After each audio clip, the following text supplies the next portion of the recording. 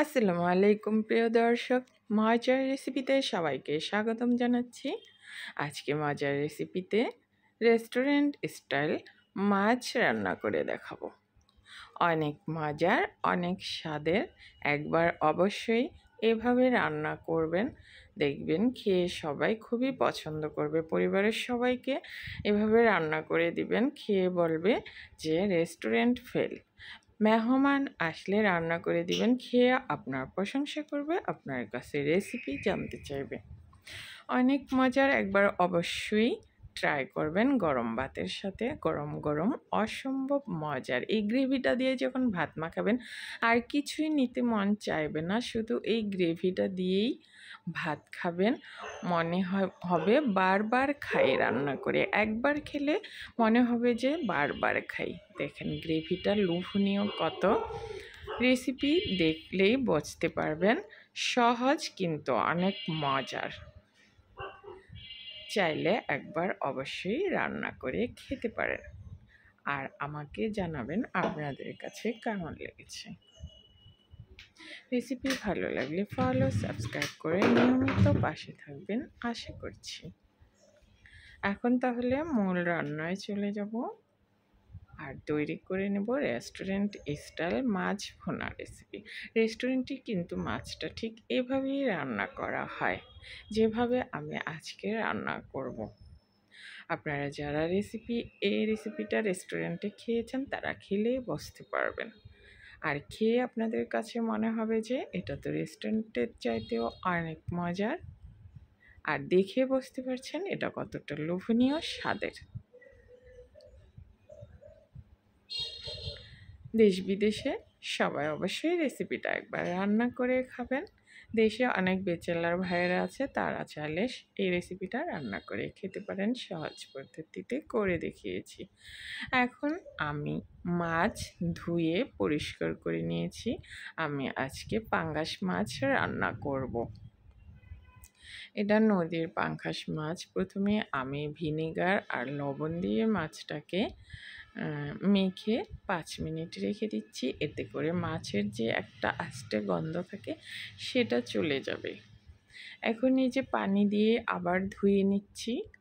মাছটা একটু পানি দিয়ে ভিজিয়ে রাখলাম 5 মিনিট।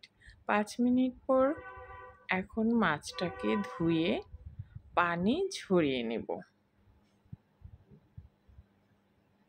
5 মিনিট পর মাছটাকে আমি পানি দিয়ে আবার ধুয়ে নিচ্ছি।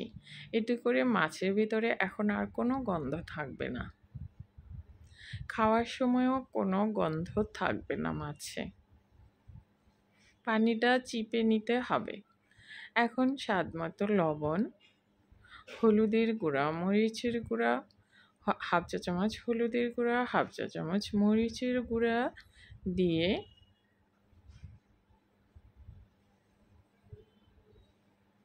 মাখিয়ে নিচ্ছি।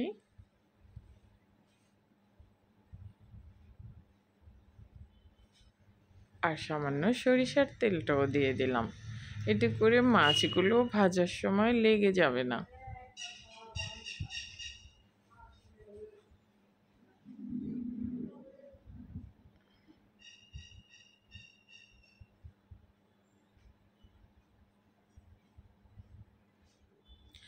এখন একটা প্যান বসিয়েছি আর প্যানে তেল দিচ্ছি। পরিমাণ মতো তেল দিয়ে মাছগুলো ভেজে নেব। আর তেল যখন মাছ ভাজবেন তেল ধোয়া ওঠা গরম করে নেবেন। এতে করে রেগুলার ফ্রাই প্যানেও আপনারা মাছগুলো ভাজতে পারবেন, দেখবেন লেগে যাবে না। ফ্রাই প্যান ছাড়াও ভাজতে পারবেন। দস্তার যে কড়াইগুলো আছে ওটিতে মাছ ভাজলে ধোয়া ওঠা গরম করে নেবেন তেল, দেখবেন মাছ লাগবে না। এখন এই যে মাছগুলো একটা একটা করে দিয়ে দিচ্ছি। মাছ কিন্তু বেশি ভাজবো না, এক পিঠ হয়ে গেলে আরেক পিঠ উল্টিয়েই নামিয়ে নিব। এই যে দেখেন আমার এক পিঠ হয়ে গেছে। এর থেকে বেশি আর ভাজবো না মাছটা, তাহলে খড়খড়া লাগবে খেতে।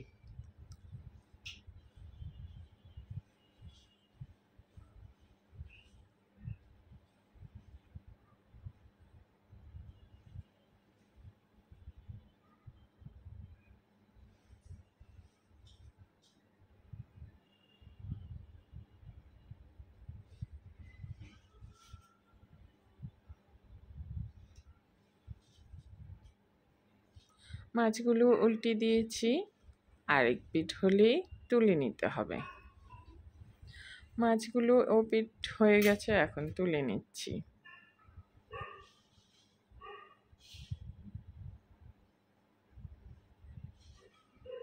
সেম প্যানে এখন মাছ রান্না করব। আবার একটু তেল দিয়ে দিলাম। রেস্টুরেন্ট স্টাইলে মাছ রান্নাটায় একটু তেল বেশি লাগে। এই রান্নাটায় তেলের পরিমাণটা একটু বেশি, আপনারা চাইলে কম দিয়েও রান্না করতে পারবেন। এখন 1 কাপ পেঁয়াজ কুচি দিলাম।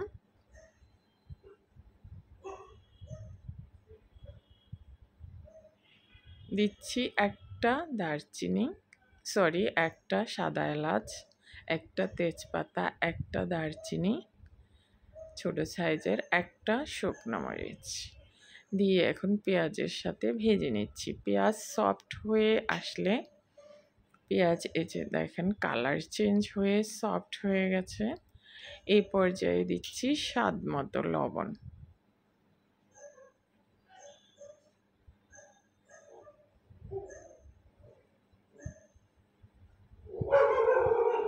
বাকি পেঁয়াজটুক আমার রয়ে গেছিলো 1 কাপের থেকে, দিয়ে দিলাম।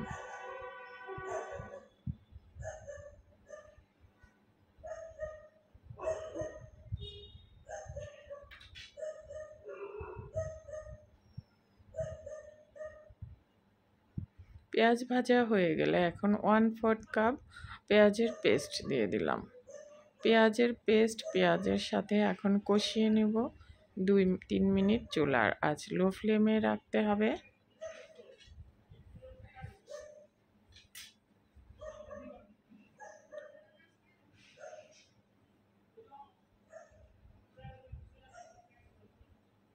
এখন দিচ্ছি আদা আর রসুনের পেস্ট 1 চা চামচ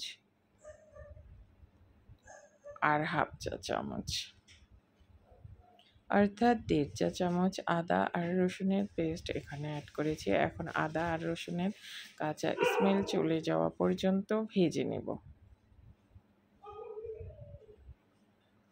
সুন্দর ঘ্রাণ বেরিয়েছে, এই পর্যায়ে মশলাগুলো অ্যাড করে দিচ্ছি। জিরার গুঁড়া দিলাম 1 চা চামচ, ধনিয়ার গুঁড়া 1 চা চামচ, হলুদ গুঁড়া 1 চা চামচ, মরিচ গুঁড়া দিলাম 1 চা চামচ আর 1 চা চামচ, কারণ এই মাছের ঝালটা একটু বেশি হলে ভালো লাগবে।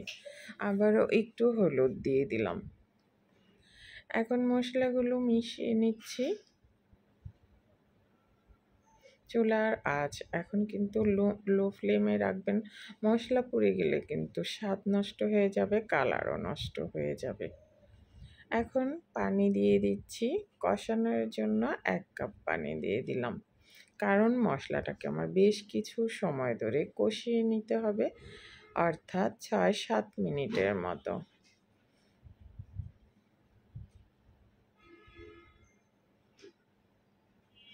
এখন কষিয়ে নিব। এই যে দেখেন মশলাটাকে আমি 6 মিনিটের মতো কষিয়ে নিয়েছি। এখন এই পর্যায়ে একটা টমেটো বেগুন কিউব করে এখানে দিয়ে দিলাম, বড় সাইজের একটা টমেটো। এখন টমেটো দিয়ে আবার 3-4 মিনিট কষিয়ে নেব। আবার একটু পানি দিয়ে দিলাম,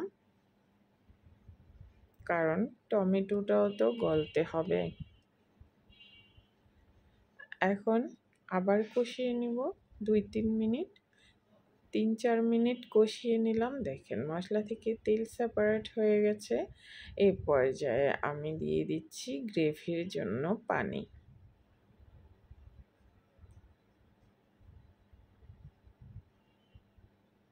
2 কাপ পানি দিয়েছি গ্রেভির জন্য। এখন মাছগুলো দিয়ে দিচ্ছি।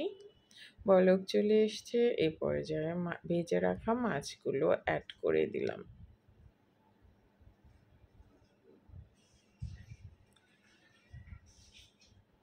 এখন চুলার আঁচ মাঝারিতে রেখে এটা 15 মিনিট রান্না করব।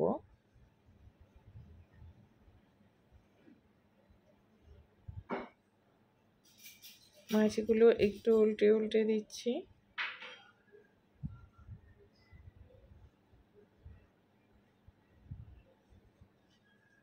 এখন ঢেকে দিচ্ছি। 10-15 মিনিট পর ফিরে এসেছি। চুলার আঁচ কমিয়ে রেখে রান্না করেছি। অলমোস্ট রান্নাটা হয়ে গেছে। এখন কাঁচামরিচ 4টা দিয়ে দিলাম। আগালি একটু ফেলে দিয়েছি, এতে করে ঝালও বেরিয়ে আসবে, শুকরানো বেরিয়ে আসবে। এখন ভাজা জিরার গুঁড়া এখানে দিলাম 1/2 চা চামচ।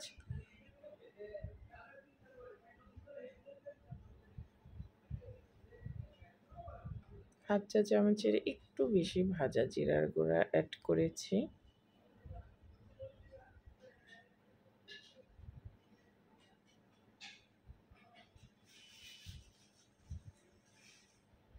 দেখেন রান্নাটা দেখেই মনে হচ্ছে না কতটা মজার হবে। এখন এই যে গরমের মশলা দিচ্ছি 1/2 চা চামচ।